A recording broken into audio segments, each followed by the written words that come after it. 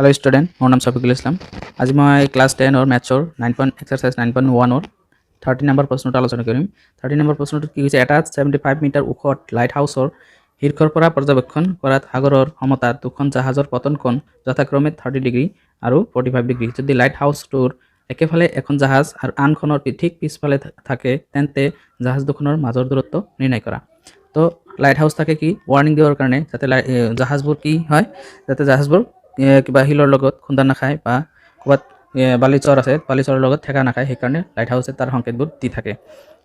Suppose এইটো এটা light house, এই লাইট হাউচটোৰ ইয়াৰ পৰা যদি দেখা যায় ইয়াত এটা জাহাজ আছে আৰু ইয়াৰ পৰা দেখা যায় ইয়াত এটা জাহাজ আছে, এই জাহাজ দুখনৰ মাজৰ দূৰত্ব আমাক উলিয়াব দিছে। এইখিনি যদি আমি এক্স বুলি ধৰোঁ, তাৰপিছত কি কৈছে যে ইয়াৰ পৰা যদি চোৱা যায় ইয়াৰ পতন কোণ হয় 30 ডিগ্ৰী, ইয়াৰ 45 ডিগ্ৰী হয়, গতিকে আমি জাহাজ দুখনৰ মাজৰ দূৰত্ব উলিয়াব লাগিব। ইয়াত আমাক কৈছে জাহাজ দুখনৰ মাজৰ দূৰত্ব উলিয়াও, গতিকে ইয়াত আমাৰ দিয়া আছে লাইট হাউচৰ কি উচ্চতা দিয়া আছে 75 মিটাৰ, গতিকে দিয়া আছে যিখিনি আমি লিখোঁ।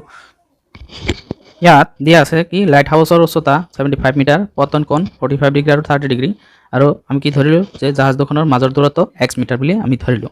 তাৰপিছত কি কৰিম, এই প্ৰথম ক্ষেত্ৰত আমি এইটো ল'ম, তাৰপিছত আমি এইখিনি ল'ম, আমাৰ প্ৰথমতে 30 ডিগ্ৰী ল'ম, কাৰণ এইটো সম্পূৰ্ণ বাহুটো আমাৰ আহিব লাগে প্ৰথমতে, গতিকে আমি 30 ডিগ্ৰীটো আগত ল'ম। তাৰপিছত আমি এই বাহুৰ লগত এই বাহুৰ সম্পূৰ্ণ বাহুৰ আমি সম্পৰ্ক বনাম। তেতিয়াহ'লে আমাৰ ইয়াত কি কৰিব লাগিব, এতিয়া tan 30 ডিগ্ৰী ইকুৱেল এইটো কি হ'ব AB ডিভাইডেড বাই কি হ'ব BC।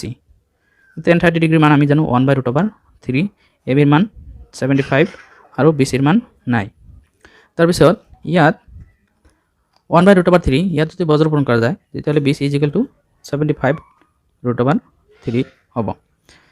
ইয়াৰ পিছত আমি এই তিৰি বস্তু লওঁ, এই তিৰি বস্তু ল'লে কি হ'ব, আকৌ tan 45 degree equal AB divided by কি হ'ব BD।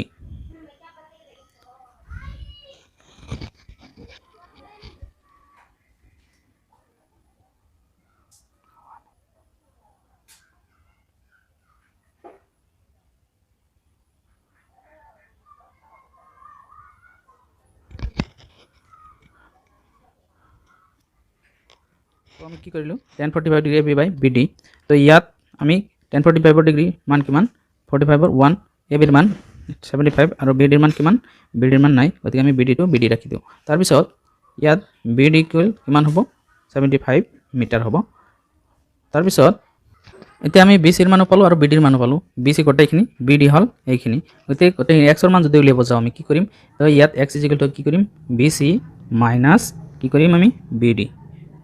যে সম্পূৰ্ণৰ পৰা যদি আমি এইখিনি বাদ দিওঁ তেতিয়াহ'লে এইখিনিৰ মান উলিয়াব, গতিকে কি হ'ব BCৰ মান পালোঁ আমি কিমান, BCৰ মান 75√3 আৰু BDৰ মান পালোঁ আমি 75।